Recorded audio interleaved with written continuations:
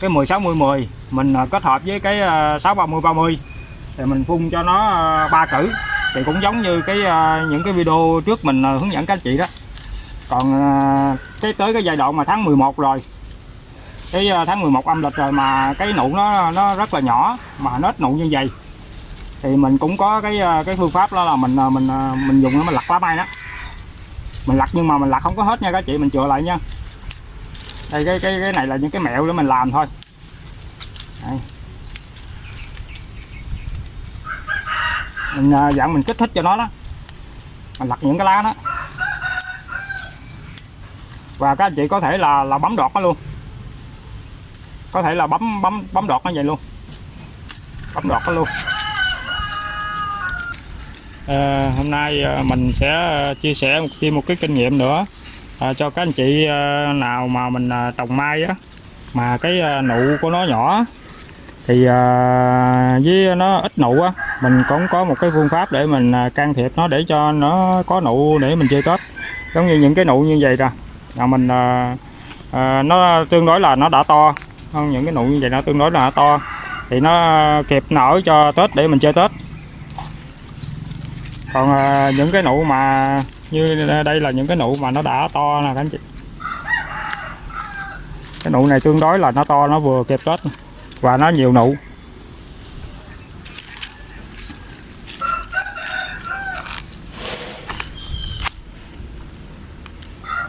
Cái nụ này nó tương đối là nó to nè và nó cũng được nhiều nụ.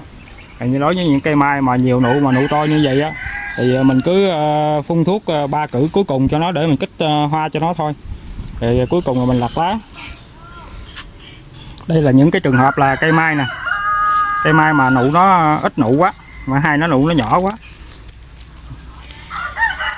Đây, những cái mai nó ít nụ quá. Đối với những cây mai này thì nó nụ nó nhỏ không à, nó nhỏ không và nó ít nụ nữa. Thì mình cũng có cái phương pháp để mình làm cho nó nhiều nụ lên. Cái này là mình chỉ hạn chế một phần thôi nha các anh chị, chứ mà nó không có thể nào mà nó đặt nụ giống như những cây mà sung. Những cây sung thì nụ nó đặt nụ thì nó đã đặt nụ rồi. Mình đã phun thuốc với mình hai nữa, mình cứ phân hàng ngày cho nó đó, thì đến cái giai đoạn mà tháng 11 này là nó đã đặt nụ rồi. Còn đối với những cây mai mà nụ nó nhỏ quá thì mình cũng có cái phương pháp để mình làm cho nó khoảng được 60-70%.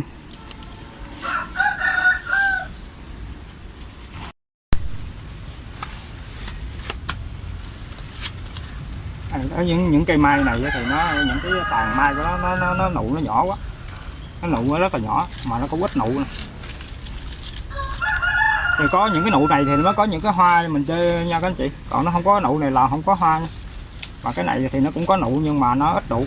Thì đối với những cây mai như thế này á, thì mình kết hợp mình phun thuốc, cái mình phun cái 60-10 á,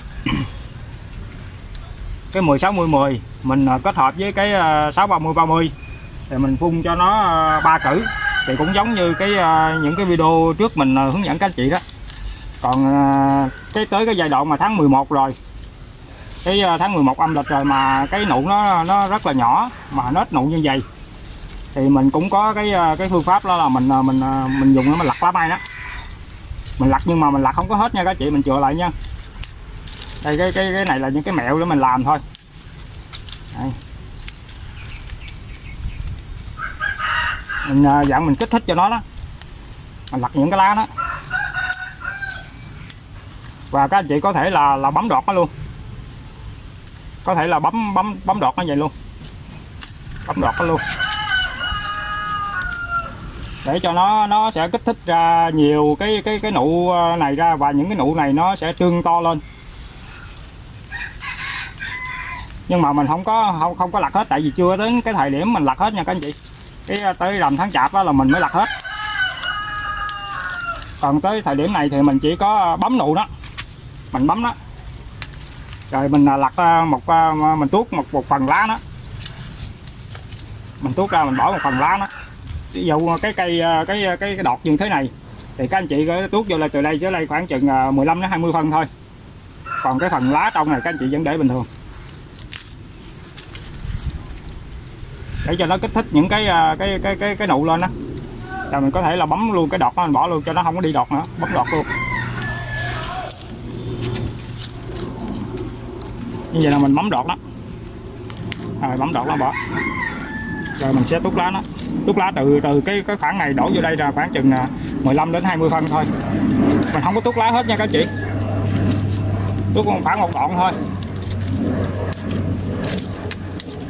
để cho mình dạng mình kích thích nó, để nó tạo ra nhiều nụ á.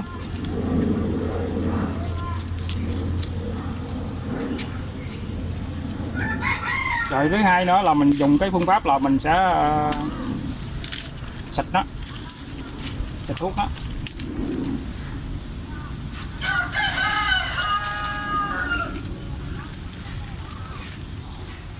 Những cái nào mà nó đi đọt á chị, các anh chị cứ bấm đọt bỏ nó.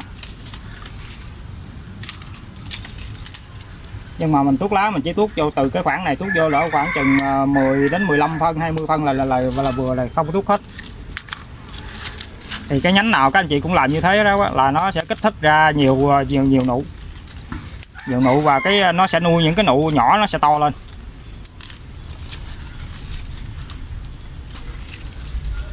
Đây là cái phương pháp làm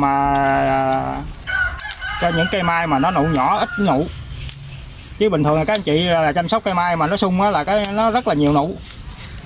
Cây mai mà khi mà nó sung nó rất là nhiều nụ, mình không phải can thiệp vô cái phương pháp này, mình không can thiệp vô.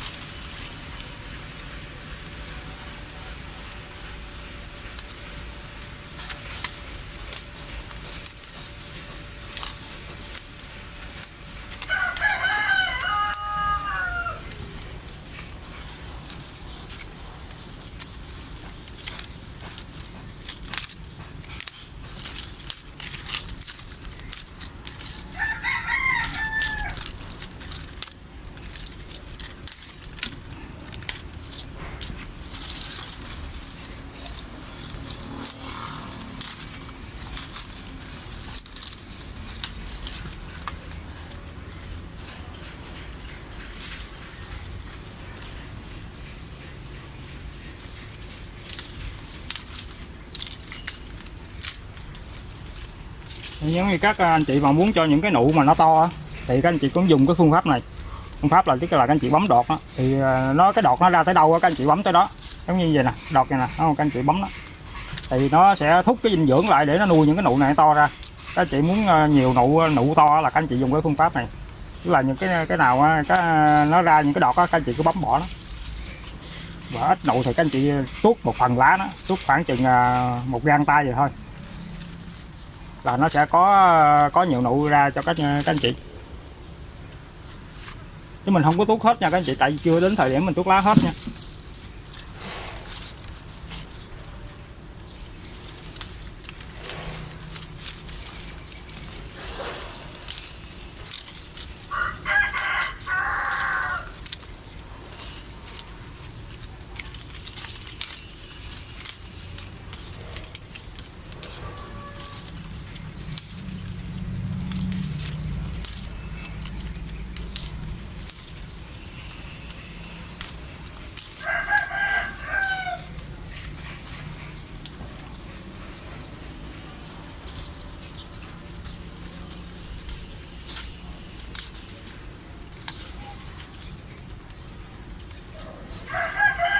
Rồi sau khi mà mình đã mình tuốt lá đó, rồi mình bấm đọt nó để cho nó thúc lại, để nó tạo ra những cái mầm hoa, với những cái mầm màu mà nó nhỏ nó sẽ trương ra bự. Thì bây giờ đó mình khi mình làm xong này rồi á thì mình sẽ phun cho nó, mình lấy cái 10 60 10 á cộng với cái 6 30 30 á mình phun cho nó.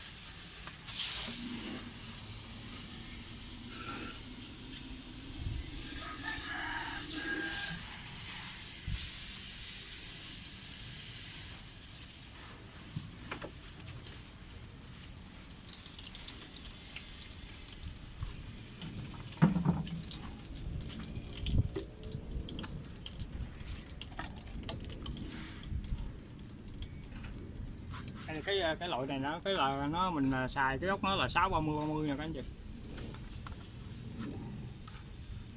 Mình có thể sử dụng cái B chính giữa này cao lên cũng được, B nó có 50 40 hoặc 50 cũng được. Nhưng mà mình có xài cái gói 10 10 60 10 này rồi, 10 55 10 này rồi thì mình chỉ cần thêm cái kali hoàng sao cao nữa là được rồi.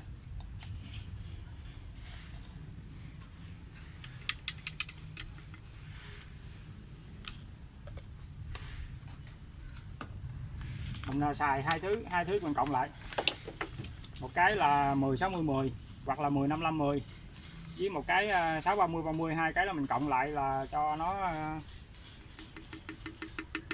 là mình phun lên lá là với đồng thời mình tước lá, mình tước lá cho khoảng chừng một gang tay gì là được rồi. Mình bấm đọt đó. Những cái trường hợp đó là những cái cây mai nào mà nó có cái nụ nhỏ, cái hai nết nụ á, thì đến tháng 11 âm lịch rồi mình phải dùng cái phương pháp đó để mình kích nụ nó lên. Thì đối với những cây mai đó nó không có sung, nó không có phát triển thôi, còn đối với những cây mai mà nó sung phát triển bình thường á thì các anh chị cũng chỉ sử dụng hai thứ này thôi, chứ mình không có cần gì phải bấm đọt với ngắt lá nó.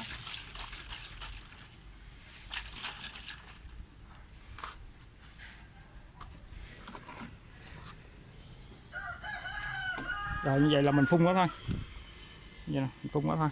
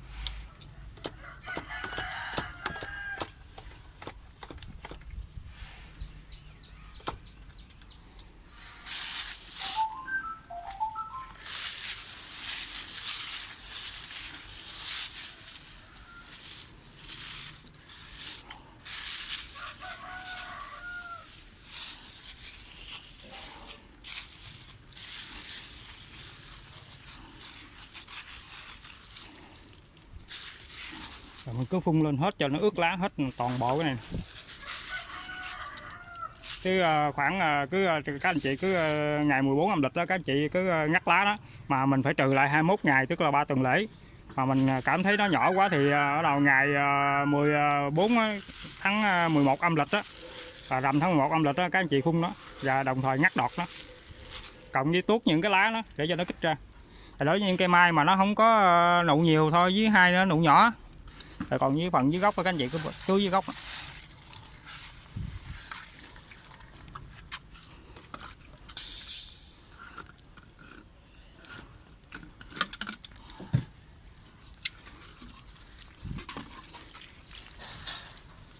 mình tưới cái tưới ốc